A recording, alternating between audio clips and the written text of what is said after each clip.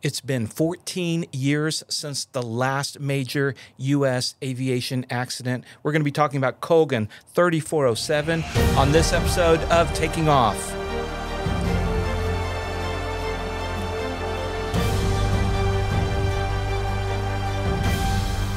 Hello and welcome to our new podcast on Taking Off. I'm Dan Millican. And I'm Christy Wong, and I am digging that super serious music. Yes, super serious music. Well, we are talking about a super serious topic. It is the last big airline accident in the United States. Involving passengers. 2009, so 14 years ago from where we sit here today. God, are you that old?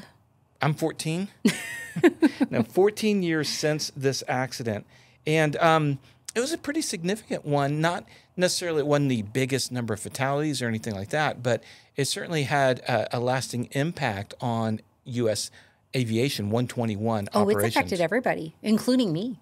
Yeah. So, and just for the non-pilots out there, when we say 121, what we're referring to, Chrissy, what are we referring to? 121 is the major airlines that carry passengers or cargo. So when typically when people say, oh, commercial airline pilot, that's a 121 carrier pilot. That includes FedEx, UPS, and then of course all the major passenger carriers. Okay, so and they operate under a set of rules that the FAA has designated, and the rules are the Part 121 rules of the FAA. So that's when we shorthand say 121, we're referring to the airline passenger major cargo kind of stuff. Right, and then just to kind of branch off of that, when we talk about private aviation, so like when you fly Lola or I fly the Warrior, those are Part 91 rules. Part 91. So when we say we fly Part 91, that's what we mean, versus Part 121 is the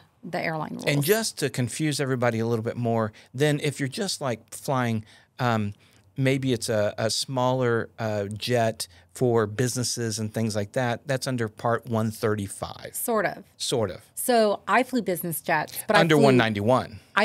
Part 91. Yeah. Yeah, Part 91. But if you fly for a carrier, 135 is kind of in between. Right. It's in between 91 and 121. So, but we'll leave those guys out. We're just going to stick to the 121 today. All right. So the last major 121 accident involving passengers was Colgan Air Flight 3407, which was a continental regional, and they were flying from Newark to Buffalo, New York, and things went wrong. First off, tell us who was flying the plane. So there were, of course, two pilots. There was a captain and first officer. The captain, his name was, I think, Marvin Renshaw, or no? It was Renshaw is correct. Was it Renshaw? Okay. Yeah. Well, because the first officer, I know her name was Rebecca Shaw. Right. And I think about her a lot sometimes because she was 24 years old. Renslow, that's what it was. See, I knew I was off there.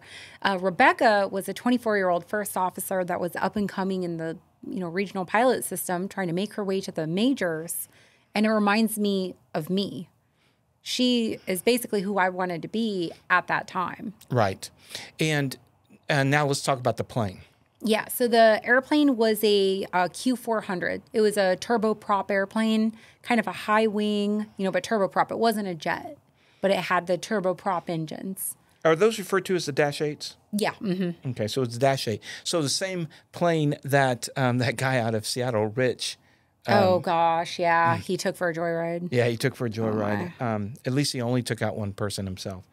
Okay, but in this case, same plane, the Dash 8. And we talked about the pilots. We've got the flight. Let's set up the weather and the situation. It was garbage weather, honestly. They were getting, it was very cloudy, icing conditions, which are not fun. It's usually turbulent in those kind of conditions and stuff. And I know they had a long work day. And what made what exacerbated their situation was they had long commutes as well. Right. So they're flying out of Newark, and Renslow lived in Florida. Right. And Rebecca Shaw lived in Seattle. It was very, I don't want to say uncommon, but they were based in Newark, which was very expensive to live. So you have to get some context behind it. The regional pilots then are not. Well, and I was going to talk about that because regional, when I got my private pilot 7 years ago, you were going to be lucky to get a job in the mid-20s at a regional. And that was 7 years ago. Yeah, 20s to 30s, about 7 years ago. Mm-hmm. Yeah, now back you guys can make six figures. Yes, this is true. But back then, so a lot of people, I mean, I've said it before on the show, I actually got my first discovery flight and looked into becoming an airline pilot in the mid-2000s. So around this time? Or yeah, it was actually just a couple years before this happened. And it was not great. It was going to cost me $40,000 just to go to flight school to get the ratings. And then from there, you had to get a job, if you were lucky, making like $8 an hour as a CFI. I'm not joking, like $8, maybe $10 an hour as a CFI. It's just so completely different. My friend Heather, I've talked about her a lot. She was in this era as well, like growing up as a pilot. She had to flight instruct for over 2,000 hours before the regionals would even look at her, the regionals. And now, you know, as a CFI, you hit 1,499 hours and you are gone. Okay. To the regionals. So that's the environment of the regionals, which is really interesting about the captain, Renslow. So he lived in Florida. He's 47 years old. He actually only had like 3,400 hours total. Wasn't this his second career? It had to have been, because I looked and he got his private in 91. Okay. He got his commercial in like 2001. Okay. So, and then he only has this amount of hours. So he had, by the time he got the job at Colgan, he had, I don't remember. It was like 4,000 hours, right? Or 3,000 hours? He had 3,000, let's see, he had accumulated 3,379 hours total by the time of this accident. So when he got hired for under 800 hours. Oh, I'm sure. So, I mean, you talked, you know, so like you talked about, you know, that your friend Heather had to fly as an instructor for 2,000 hours. Because it was competitive. Right. It's different. So you technically could have gotten hired with as low as 250 hours. You needed a commercial multi-engine rating, you know, with the instrument. And you could technically be hired by the regionals as a first officer, which means if you had 250 hours at that time, you know, like I said, but it was so competitive. It was very competitive, which drove down wages. So Rebecca Shaw, going back to kind of the conditions and stuff, Rebecca was making $16,000 a year. That's it. She couldn't afford to live in Newark. And neither could a lot of those pilots. Well, most of those pilots that were based in Newark lived outside of Newark. Well, Renslow, I know that in researching it, so he was hoping to get a crash pad in Newark that he could share with other pilots, but he hadn't gotten to that point yet. And what looks like was happening is he was sleeping in the ready room at Newark. They all were. So Rebecca had a double leg commute, I think on FedEx or something, to get to Newark. And then she slept in the crew room overnight. Which has no bed.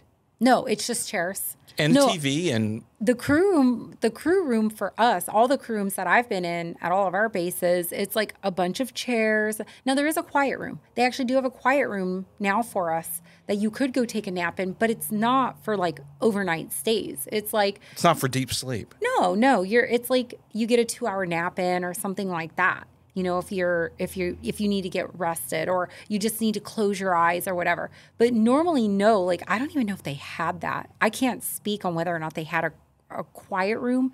I know they had a bunch of chairs, maybe not even as good as like the one you have here in the corner. Yeah. So they weren't getting rest. I know Renslow, the captain, was on a 3-day. This was the 3rd day of his flying, and he had flown the previous 2 days with a different FO. Right. And I think she was also either catching a cold or just getting over a cold. She talked a lot on the CVR about being tired. She talked, like, I think she said, she had mentioned several times on the CVR about how she was tired and stuff like that. And you could hear her sniffling and using tissues and things like that. Which you bring up the CVR. One of the things in the NTSB findings was that the NTSB pointed to there not being a sterile cockpit, that there was a lot of other chatter. Even, I think they even used the word flirting. I can't say that I didn't see necessarily that they were flirting. I do know that they were chatting. They were chatting for sure. Yeah, so I read through the transcription and read what they were saying. They talked some about, I know that Renslow mentioned how he came on to Colgan, that Shaw talked about some of the stuff career-wise that she was trying to do and where she was wanting to go. Right. She was definitely an aspiring, mainline pilot. So, okay, now... We get to that point. Let's do this. Let's just take a listen a little bit to her voice. This isn't the CVR. This is actually the ATC recording. So it's just what's going on over the air. But let's listen to Rebecca. She was she was the pilot communicating. Right. She was the pilot monitoring that night. He was the pilot flying. So here's Rebecca. 6,000. 07. Colgan 3407, descend and maintain 5,000. 5,000, Colgan 3407. Colgan 3407, descend and maintain 4,000. Colgan 3407, descend and maintain 2,300. 07. Colgan 3407, turn left heading 330. Left heading 330, Colgan 3407. Colgan 3407, 3 miles from Clump, turn left heading 260, maintain 2,300 till established, localize and clear out, approach runway 23. Left 260, 2,300 till established and cleared out, 23 approach, Colgan 3407. Colgan 3407, contact tower 120.5. Have a good night. 3407. Colgan 3407, approach. Colgan 3407. And that's it. Colgan 3407. That was the last we heard from Colgan 3407. So I can't tell if she has a cold or anything, but... I mean, it sounds like she might be a little nasally, maybe just a little stuffy, but... Okay, as I understand it, even though the weather was not good, snow, ice, and they talked about on the CVR that they had never seen that level of ice buildup on their plane. Right. So, which is interesting, but the NTSB did not make a big deal about the icing. No. So they had bad weather, but they were still in visual conditions, correct? I think so. Yeah. I know that they were cleared. Yeah, I don't know. We'll have to look at that. And if anybody out there wants to, I'll look at that while we're talking. But take us through kind of the approach. So they were coming in. They had ice built up.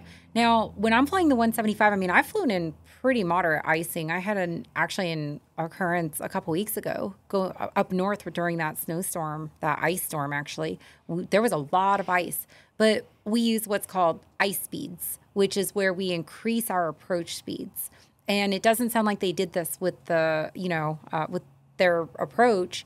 They just got slower and slower. When you put the gear down, it creates a lot of drag on the airplane, and you slow it down. In fact, when you see the airplanes coming in, right, the airliners, and you notice that their gear comes down really early, a lot of times we do that because we're trying to slow down the airplane.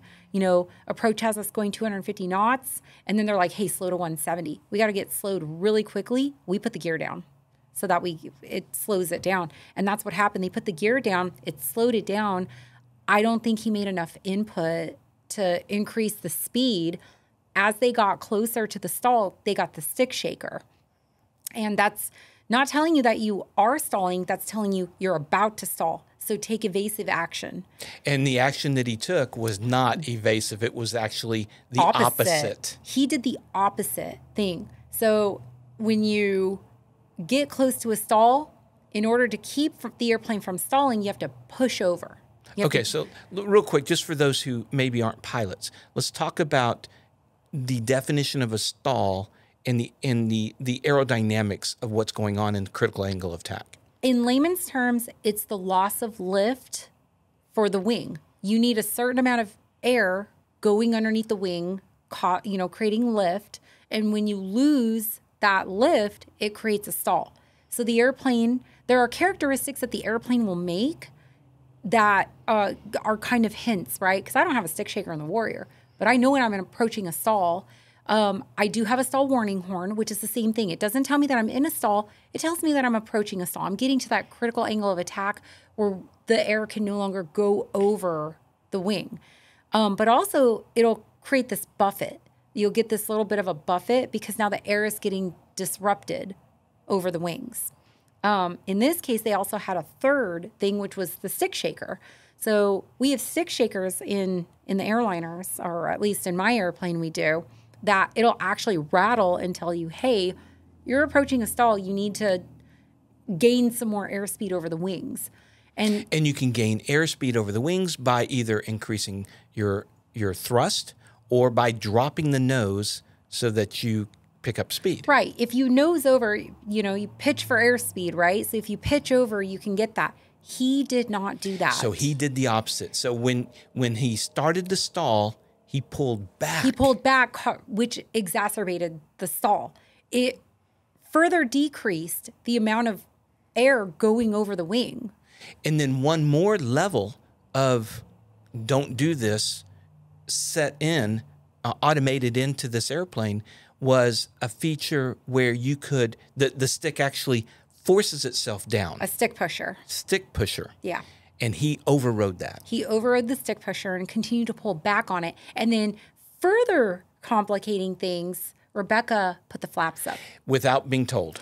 Right. She got scared and figured she needed to do that. And that's basically what, it was this chain of events. They literally did the exact opposite. When you're in a stall like that, with the flaps out, it actually allowed the airplane to fly slower in a slower configuration by putting the flaps up.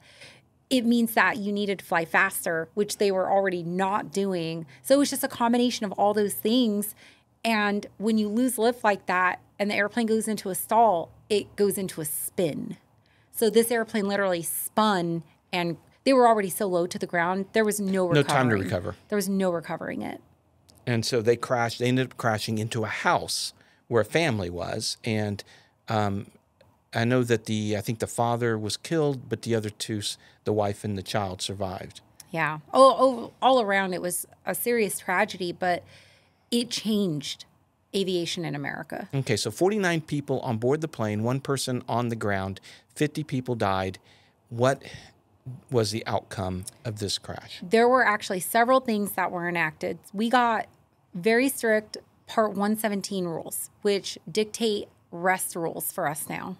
So, and when you say us, who are you referring to? Pilots, 121 pilots. 121 pilots. Yeah, 121 pilots. So basically what that said was before the rule was 8 hours from the time your flight ended until you had to be at your next flight. That's not a lot of time. I could tell you, I mean, it takes an hour or two just to get to a place where you can go to sleep. Yeah, exactly. You get off the airplane, get everything wrapped up, get on the hotel van, get to the hotel, take a shower, and then finally lay down for bed.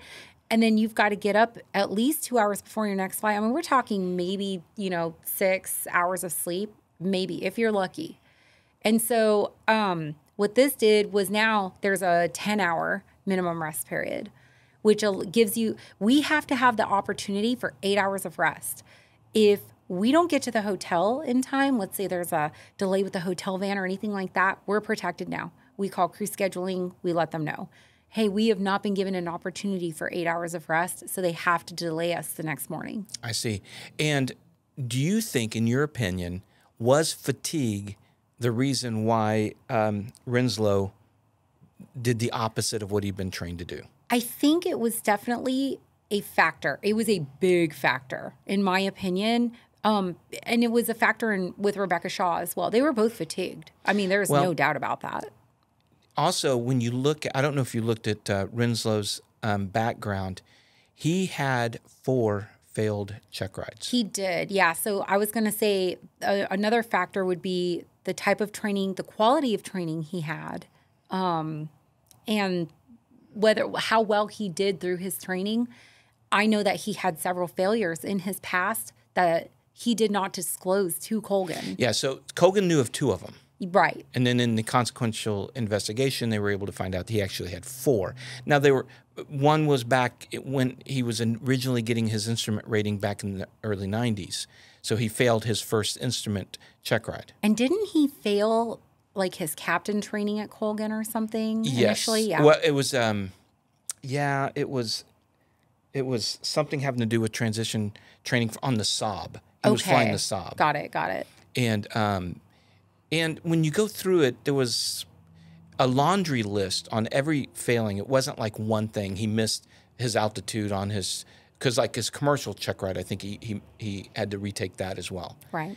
And on the CFI initial, I know that he had to retake that. You know, and I mean, there's a lot of people that happens with. So you kind of look at that, you take it with a grain of salt, and you go, okay. But then you get the situation where he had to retake some stuff. And I don't know at the Colgan level, at the regional level, when you fail something in the simulators there, how serious or not that is. Because, a lot of people fail a check ride getting their commercial ticket or getting their instrument or getting their CFI initial. A lot of people do. To me, that's not that big of a deal. Yeah, that's considered like primary training effectively. Yeah. So once you get to that level. So to me, that's not as unusual. I just don't know about the check ride fails when he was at Colgan. 121 check ride fails are a big deal. At least now they are. I don't know how serious they were back then. I can imagine that they were just as serious because you got to remember back then, I hate to say it, pilots were a dime a dozen. People were furloughed for like 10 or 11 years because they just weren't hiring anybody. It was such a competitive market. Which leads me to my opinion now about another big change that was made. All right. 1,500-hour rule. All right, the 1,500-hour rule. So Renslow got hired by a regional 121 with like 700-ish hours. Rebecca Shaw got hired without an ATP. Right. She had felt because you have to have 1,500 hours. I mean, he would have been hired without an ATP as well. You have to have 1,500 hours. Oh, to get your ATP. To get your ATP, yes. Even back then? Even back then, yeah. Oh, okay. And what the rule did was it made it so that you have to have an ATP before you can join an airline. So that was the rule. The rule wasn't 1,500 hours that you had to have to get an ATP. It was that you had to have an ATP before you sit in the cockpit. Yes, correct.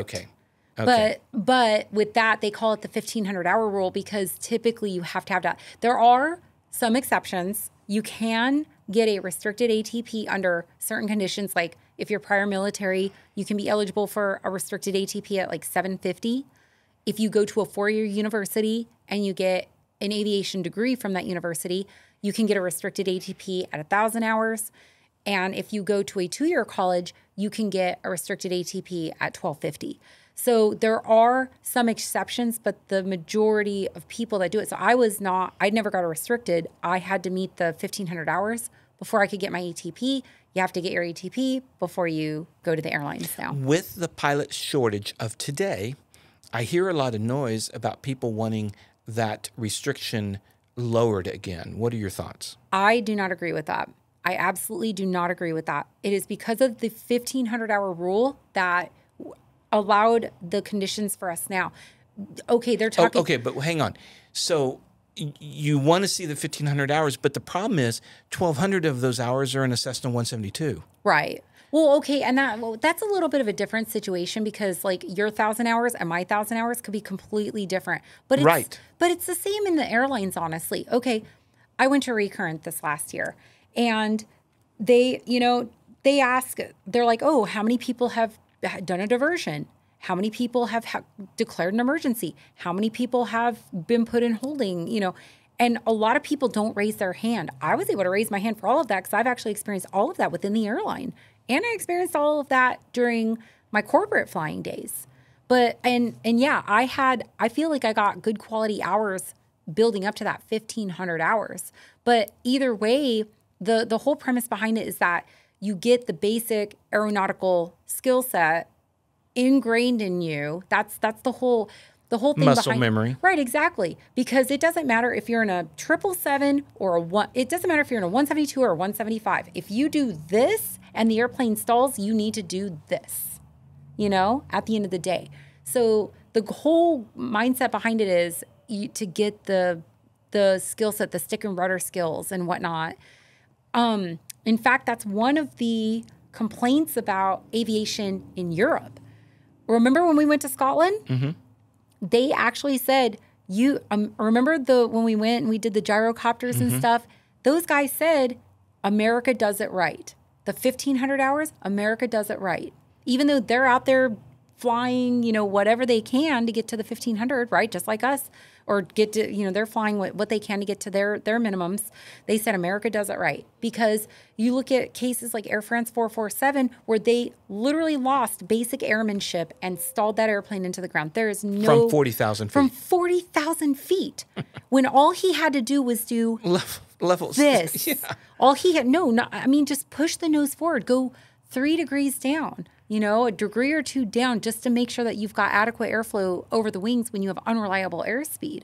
He lost basic airmanship. And so that's the whole premise behind it. The other thing it did, though, was it created an environment where pilots are no longer a dime a dozen. They can't get away with paying us $16,000 a year now.